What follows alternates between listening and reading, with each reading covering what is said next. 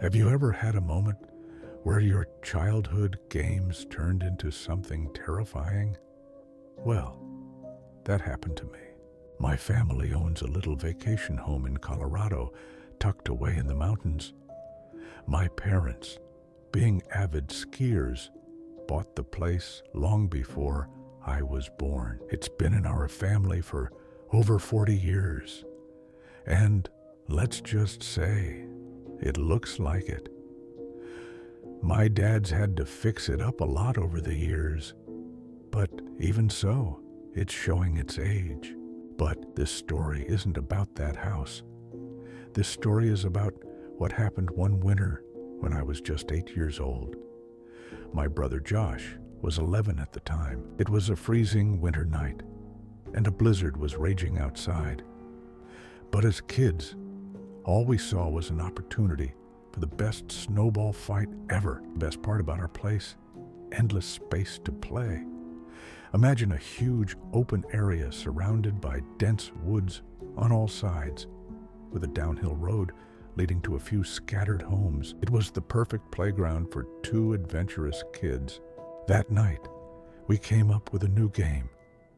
We each built a fort and created a jewel, a giant snowball we had to steal from each other's base. Josh, always the daring one, decided to set up his base on the nearest neighboring property. As I crept toward Josh's base, something caught my eye. A flicker of movement near the neighbor's house. I froze, my breath catching in my throat.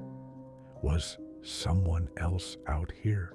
A woman stood just beyond the trees. Her long coat billowed slightly in the wind, and she was smiling. But there was something unnatural about it. Too wide, too still. A shiver ran down my spine. I suddenly felt exposed, as if I was being watched from all angles. Suddenly, a noise from the house. Heavy footsteps. Someone was inside, moving, coming downstairs. My chest tightened. Who was there?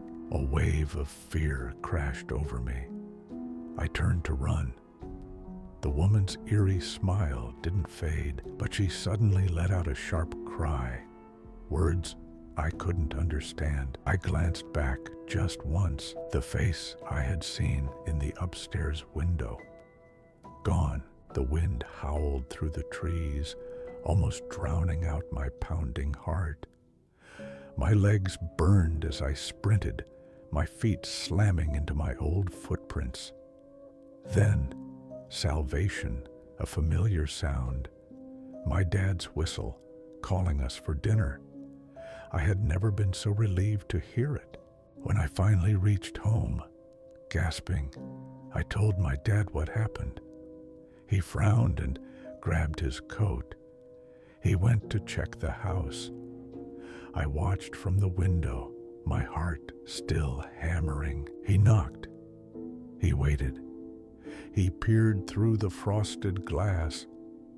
Then he returned, his face pale. The front door was locked, he said quietly. No one answered. We asked the neighbors. And that's when we learned something that still chills me. The owners of that house, they weren't even there that weekend. The next morning, we saw something even stranger. New footprints in the snow, circling the house. They weren't ours. To this day, I thank God we never stepped inside.